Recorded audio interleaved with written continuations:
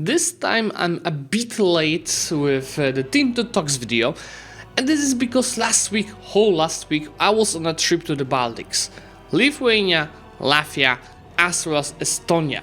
But still, even though I was out, I do not want to miss this dev diary because it is super interesting.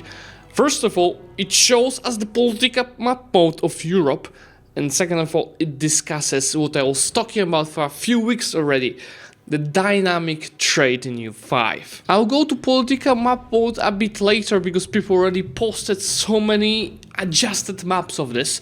First, let's discuss the dynamic trade and how it's gonna work. We are finally getting rid of the goddamn arrows and static trade nodes like in EU4. And here, as I was talking, I was really right, as I was talking for many weeks, there will be dynamic markets and they will be dynamically changing through the playthrough, as countries can create new markets and disband their old markets. So it's not only about the size of the markets that are in game 1337, but also it's about creating the new ones as the, of course, playthrough changes and the most important trading cities might also evolve. Each market has a center in a location and the owner of that location is in control over that market. So for example, see in the Riga market, the controller is owning Riga province itself. I was in Riga last week. Every location and coastal season will belong to the most fitting market, which depends on the market attraction, the distance between the location market center and diplomatic factors and more. So you see that the market attraction will be super important, but it also will be very hard to get whole Europe into one market because distance will be also impacting the willingness of a province to join your market. You also see another change that the sea tiles are right now also part of the market, which wasn't the case in EU4. And we have an example of Riga market itself, a beautiful place, language, market attraction 6%. You see what are the trade goods with the biggest surplus, so their price is dog shit, and also what are the goods where the needs are the highest, where is the highest demand, and these goods price are usually much higher. Then below that we see some information on the most powerful merchants being there. So we've got Kingdom of Sweden, Hanseatic League, Livonian Order, Bishopric of Osel and Teutonic Order. But at the same time we see a merchant capacity of each, which will be explained in a second. So our market has merchants, as you've seen.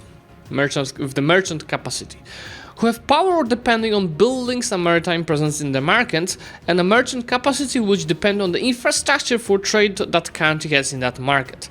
The merchant power impacts in which order exports from a market are executed, as there is not an endless supply of goods in the market. The merchant capacity impacts how much goods the merchants can ship. So you see, in case of Riga market, Sweden will be having always a priority in exporting the goods, while the merchant capacity is deciding on how many of these goods their merchant can hold. We have an example of how the capacity of the Hanseatic League is being calculated. So you see the contours and then some percentage changes, like for example trade monopolies is decreasing that, being a merchant republic is increasing that. As you can see in the market screenshots, every good has a local price and the supply versus demand value as well. Let's take a look at the beer price in the next tooltip. This is another thing that is very similar to Victoria 3 as we spoke in the previous week of the diary, and even the graphs are very similar with the prices of that good. You see the market price is 1.48 and it is going towards an equilibrium. And you see that the base price of beer in Riga is 2. So it means that the final base is actually 24% lower than the base price because the supply is much higher than demand. So we have actual supply and demand economy. One feedback that I have is mostly to that graph. Make it dynamic, don't show the lowest possible and the highest possible price in one graph for the good, between 0.4 and 10 ducats. So if the price is 1.5, there's no need to show that it can be up to 10. I can't read this diagram, right? It's all straightforward, like even there's a slight change, it's not visible. Like if it was more a bit, 0.4 and 3, I would really nicely see the differences in the prices. I think it's month by month. Cheap beer must be a paradise. Yeah, prices change every month towards the target price, which depends on the supply demand of the goods in the market and the current price stability. Price stability can change through the ages as well. So it seems to be a mechanic that I'm not aware of in Victoria 3. The prices just keep jumping. I don't remember there was any price stability there, unless it is a new mechanic. The supply and demand. The supply of each good in the market depends on several factors. The output from RGOs, output from buildings, base production, and burger traders. So what is a base production? Some goods like clay, lumber, sand, and stone are produced in every market without the need for specific RGOs. Even with an RGO with that, raw material can produce much more, and there are buildings that can be built to provide this as well. The burgers will trade by their own if they have a capacity for it. They will attempt to address needs within the market and can trade in a slightly shorter range, thus enriching their estate. There are laws and provisions that impact them, like the trade monopolies estate provision that Zlewikk has granted in the earlier screenshot, which reduces their own merchant capacity by 25%, but they increase the capacity of the burgers by 100%. So what about demand? It was already discussed in the previous dev diaries, right? Your buildings, how you build them, how you maintain them, also the armies and navies, and of course the people also need some goods. How about the trade? You can use your merchant capacity to either export goods from that market or import goods from other market, and this is all within your trade range. So the trade range is kept from EU4, so you cannot just easily get stuff from China in 1337. A trade is a variable amount of goods shipped from one market to another market, purchasing it for the local price in the exporting market. So you can buy, let's say, a beer for 1 ducat in Riga market, while in your local market the price of it is free, so you're actually getting it much cheaper in this case. The longer the distance between the markets, the more capacity each good will require to ship, and higher the maintenance cost will be. So it's not only like you're just trading the stuff for free and you're getting so much money for the price differences between the markets, but it's also simply you have to pay these merchants to travel and get these goods to your country and market. Trades will have an impact on the last land location they are in before leaving the market, and the first one they enter in the importing market, giving boost in development to all them over time. A trade always has the trade path on the map. This is really interesting because the trade will actually have an impact also to the provinces impacted by this trade, which is a very historical thing to happen, but not really present in EU4, except trade centers, but you know, this sounds much better. So for an example of the tar and the tar trade, and you see that the merchants from Kingdom of Sweden are trading 1.18 of tar, which is the desired amount they want to trade. It's being exported from Riga, and the cost for this good is 1.46.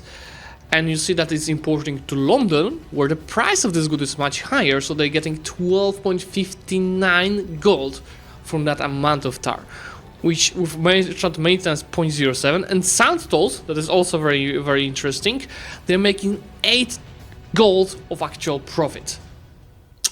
Beautiful. You see, there are also sand tolls if you pass through Orison that the both forests do consider, so it's mostly for this trade from what I understand. There's a lot of stuff that you'll be able to do as on the diplomatic level of the trade. So for example, you can deny market access to a nation owning a market, which will reduce the attraction of their markets on your locations, but of course all of the people of merchants in these markets will upset you.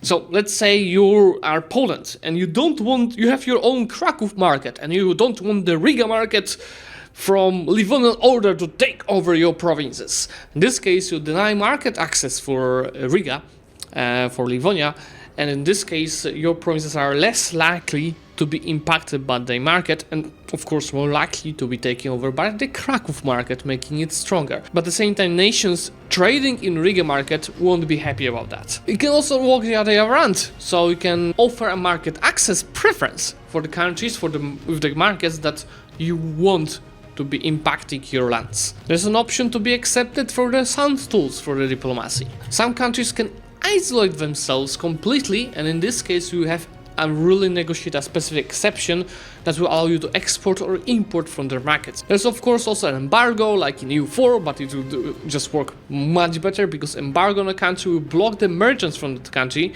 to trade in your markets and also do not be allowed to move through your country. So for example, if you're a country middle of Europe, you know, from north to south, it might be a problem for some merchants. There's also so much stuff that you can micromanage it. So for example, in each market you can have specific goods that will be banned to import or export. The Muslim markets can ban import or export of wine, beer and liquor because of their religion. There will be stockpiles in the markets, so in case you have a big surplus of the goods, it can be stored for the future. And there are buildings that can increase that, like for example food stockpile in the Riga market. And obviously if you don't want to bother with all of this micromanagement, there'll be automation tools who will be able to assign this stuff to AI. But it is also very important you can lock some traits to exempt them from AI actions. So for example, I really care about having a lot of beer in my country, but I don't want to deal with the micromanagement of the others. I'm just gonna leave it for the others. Okay, this is all for the dev diary itself. I want to jump first of all to the different maps that the people in the community created, and then a bit into the comment section to see what Johan is saying there. So first of all, Brilliant the Nerd, you see, posted this image with actual borders in EU5 in 1337. We see Poland here with some subjects that will be under their rule in this year. We see a great golden horde. But there's another guy that based on this map started coloring it. First of all like this, with just colors. But then, also with actual names, so you see you have France with all of their subjects, we've got Poland, as said, there's Hungary, there's Roman Empire, Eastern Roman Empire, there's England, Aragon, Castile, Sweden, Denmark, Norway, Lithuania, Pagan Lithuania, as a reminder, Perm, Novgorod, this a small Moscow, tiny one. Yeah, I absolutely love that. And I saw that there's a Madlad that even started naming all of these provinces and nations.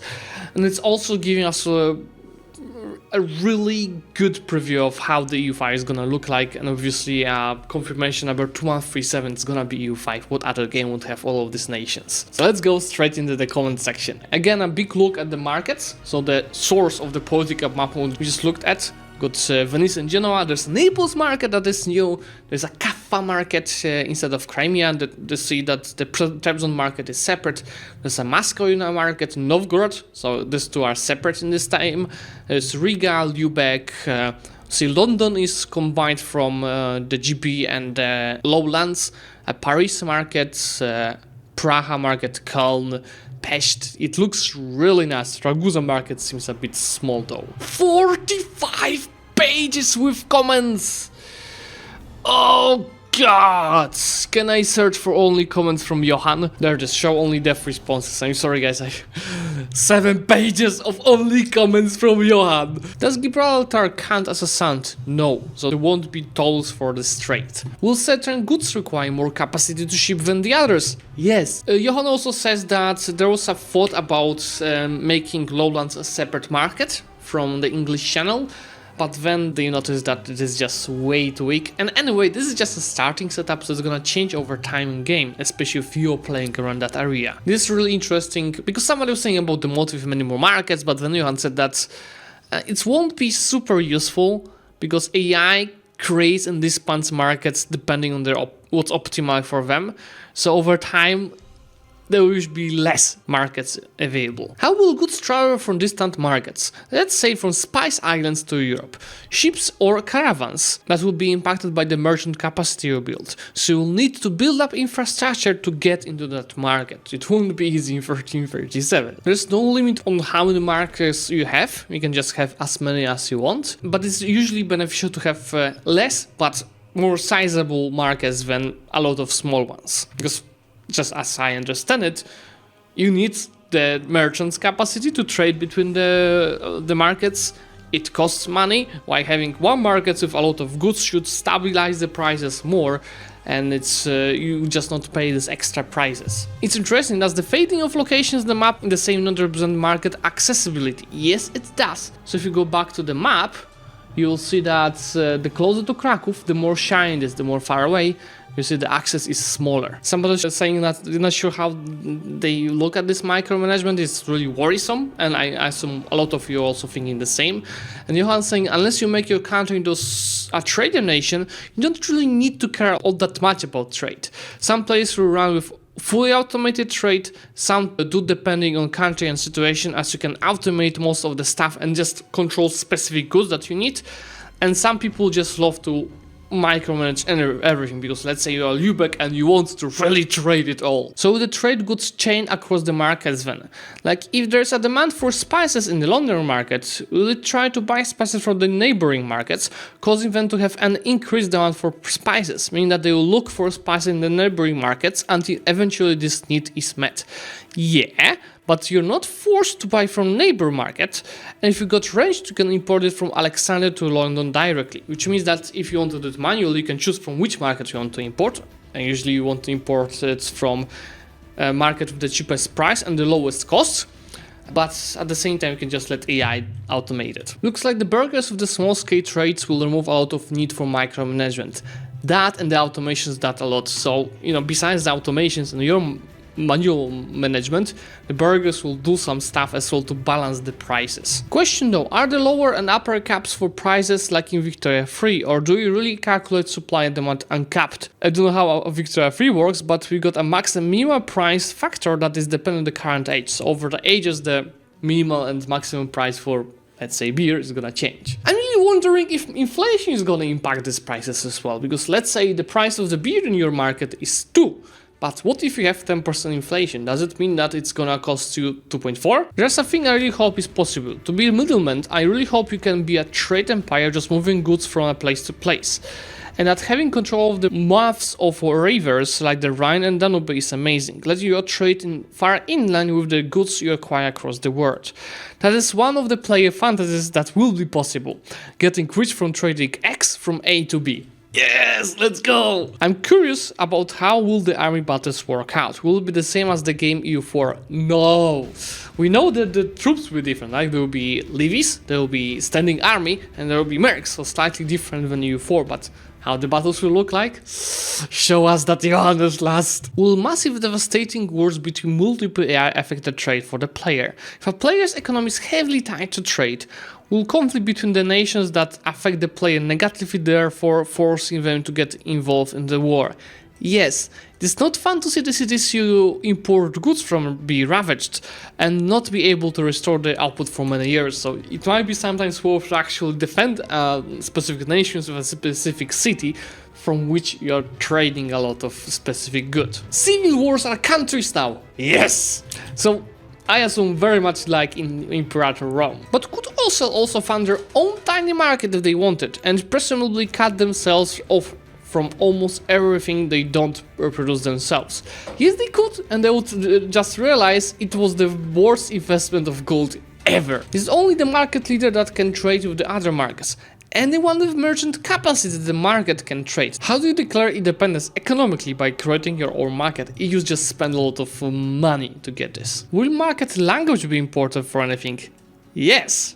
This is really interesting. Very important note, map modes and icons in this stage of the development are very work in progress, so don't bother if they look terrible, because they do. Will pirates steal goods from the merchants at sea and roads if infrastructure is not guaranteed and maintained? And of course that will raise the prices.